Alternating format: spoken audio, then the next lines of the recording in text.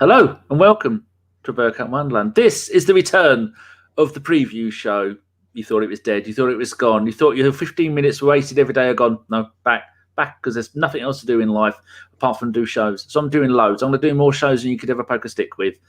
No, that's not the right saying. I've messed it up already. Anyway, with me tonight is Matt L. Roberts, who you probably all know from Twitter and from in our live show chat. He's been watching us for years. All right, Matt? Hi, Dan. It's nice to be here again. Yes. I've already messed that one up as well. I did say before the show, I'm going to mess it up. And so if you do, that's just what we do. I mean, Josh even forgot to mute his YouTube the other day. It's what happens the entire time. That's why people love us. Well, put up with us. So how are you? I'm good, thank you. How are you? It's been long overdue.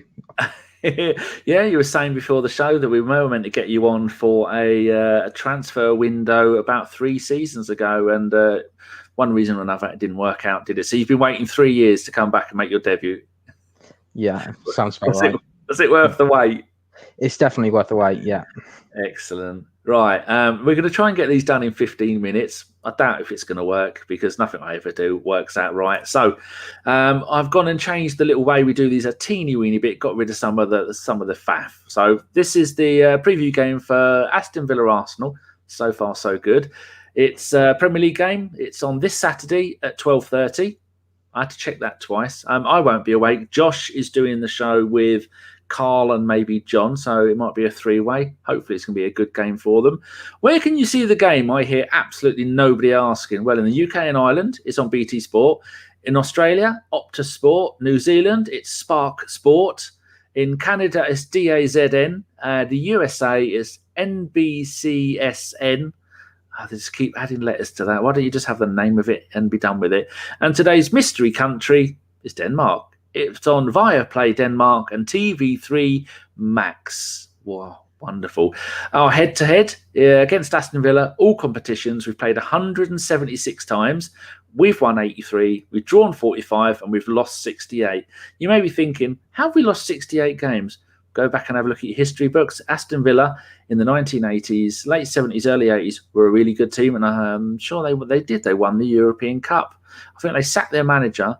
The manager left because he had a disagreement with them, and then they got in a caretaker manager who then won the European Cup with them and then left a little while after. You didn't need to know that. Right, our recent Premier League record against Aston Villa. This season, as we all know, our worst defeat of the season, our worst game of the season, we lost 3-0 at home. Last season, we won 3-2 at home with Pepe, Chambers and Aubameyang scoring, and we lost 1-0 away. Then they were in the Championship for a few years, and the season before that we played them was 2015-16. At home, we won 4-0. Giroud Hattrick. Bullshit. That never happened. That's impossible. And an own goal. And away, we beat them 2-0 with Giroud scoring again and Ramsey. Bloody hell, I forgot. Do you remember that hat-trick that he scored in 2015-16? Because I don't. It's been so long, I probably erased it from the memory. Probably for the best. Right, current form. Arsenal's last 5 away Premier League games. We've won 3, drawn 0, lost 2, scored 10 goals, conceded 5, and we've had 2 clean sheets. Now that gives me a little ray of hope. Aston Villa's last 5 home Premier League games, they've won 2, drawn 1, lost 2, scored 7, conceded 5, and had 3 clean sheets. So the last thing to mention is injuries and suspensions. Take all of these with a pinch of salt, people. David Luiz and Bernd Leno, we know, are both suspended. Matt Ryan might be injured. We're not sure. What did you say today? Did you just read that he's been training with the first team? Yeah, he's been training with the first team since Thursday on the Arsenal website. So hopefully he might make his debut. It would be good. Although I'd love to see Arthur on Conquo play, because that bloke is going to be legendary one day. But yeah, as long as Gunnar Runnerson isn't playing, I think we should be all right. Poor bloke. Pablo Mari, calf shin heel injury. This is all from physio room, so they've been very vague there. Kieran Tierney, I don't even think the club know what the problem is with him. Calf shin heel injury. Aston Villa have 2 players out injured. Wesley Morales, never heard of you. And Courtney, spelt with a K, which I find offensive. House, House. They're both injured, but as I've never heard of them, I don't really care about either of them. There you go. I managed to do all that lot without fucking up. Matt, you've dug up some facts of your own that you want to share with the beautiful watchers and listeners and the ugly ones as well. So Aston Villa, over the last 5 games, both of their wins have come after losses. Those wins were against Newcastle and Southampton. In those last 5 games, they've scored 5 but conceded 8.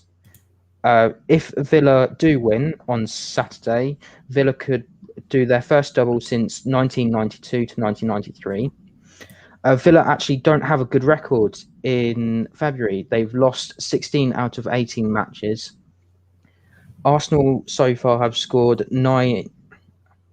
I'll try that one again. Arsenal have scored 4 in. Sorry, I'll try that one again. Arsenal have scored 9 in the last 4 away games. Yeah.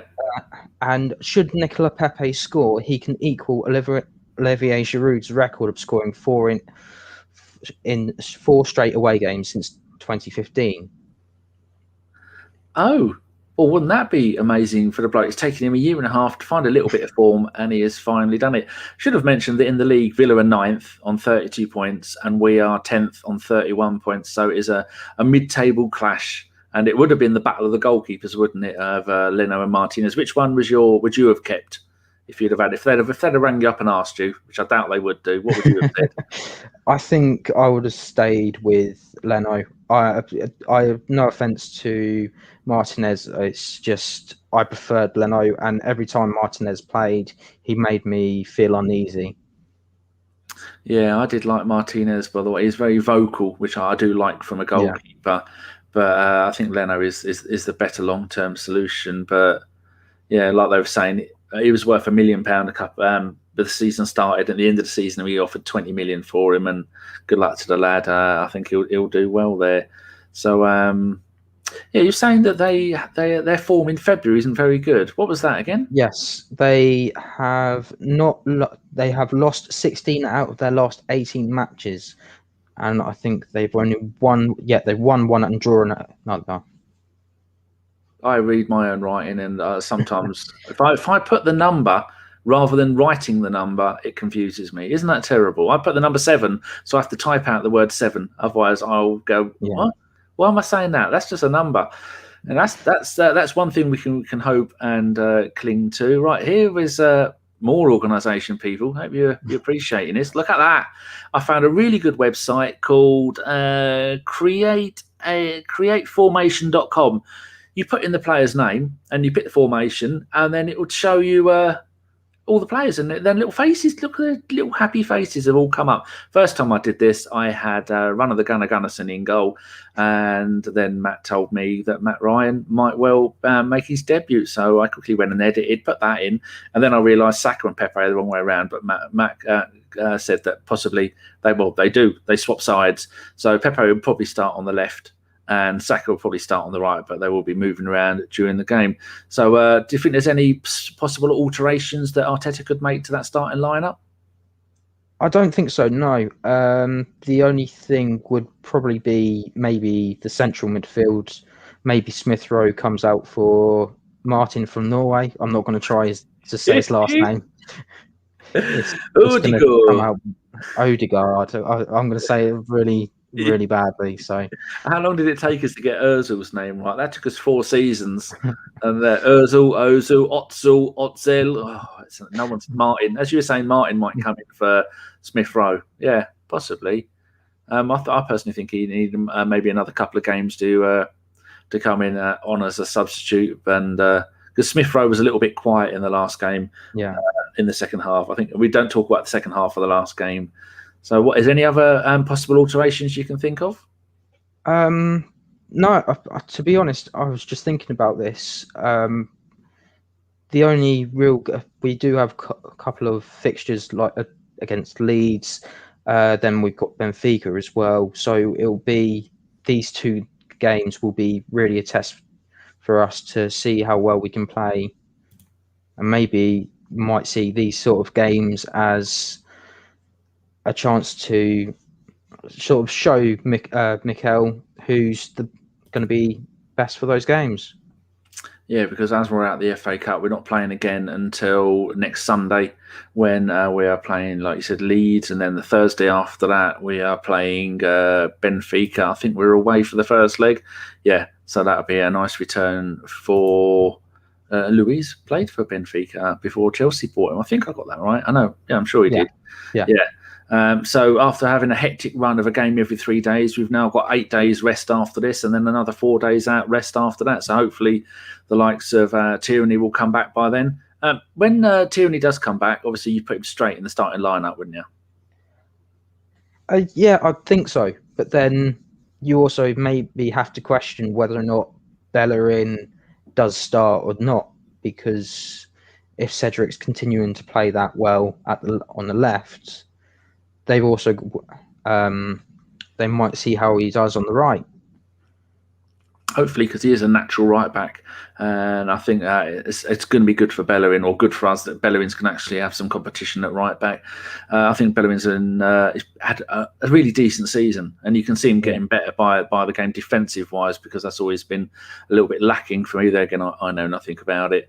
So what other things we got to cover? What's your best centre back pairing if everybody was fit? That's something that's always interesting to hear.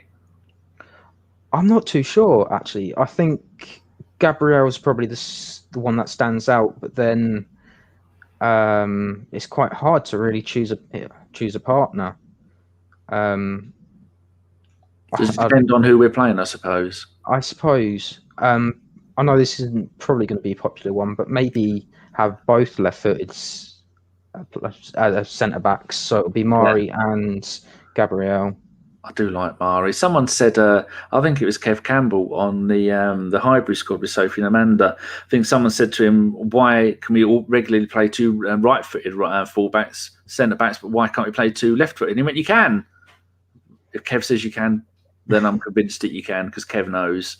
So yeah, that'd be. I really do like Pablo Mari. I think he's fantastic. But I also like Bob Holding, Big Bob. So them and Gabriel are my favourite three. So I don't think we'll ever gonna. Do you think we'll ever go back to playing three centre backs? I don't think we are. I think those days are gone.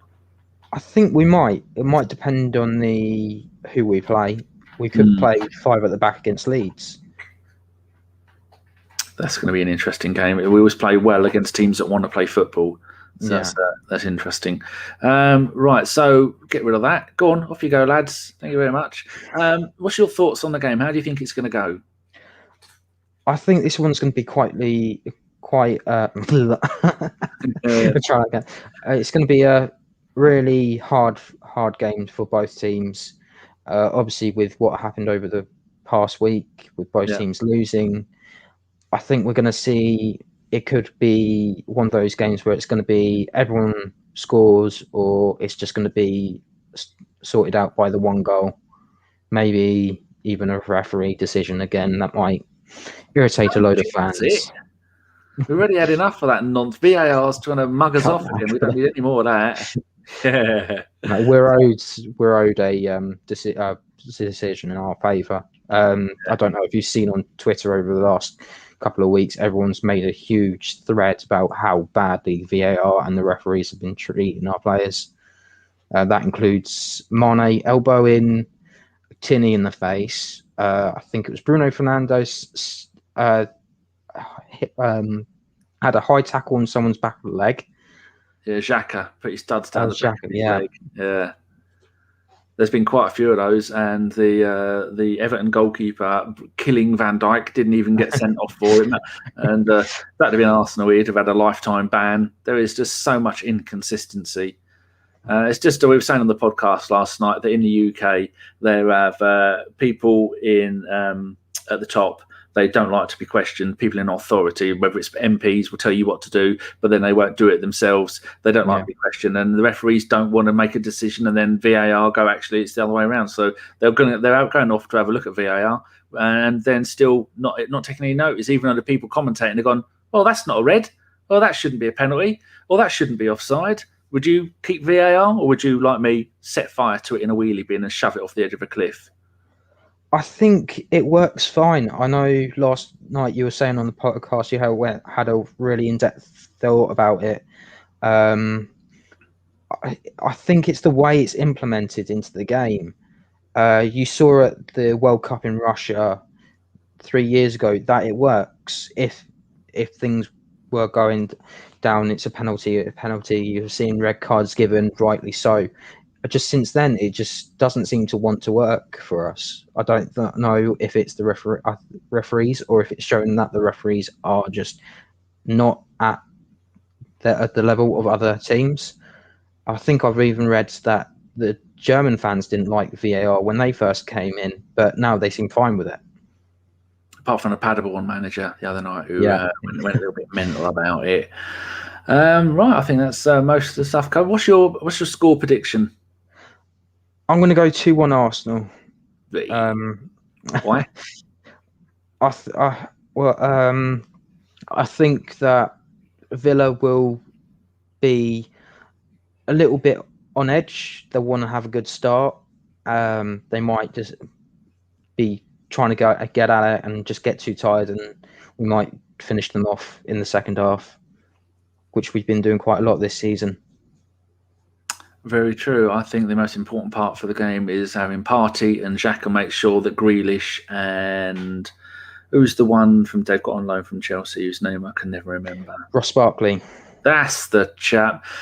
Those two, stop those two doing stuff, and that's gonna. Ollie Watkins is brilliant, but he has shown that he's young and trying to be. I mean, we've even seen with Calvert-Lewin at Everton, he's just gone 8 games without a goal.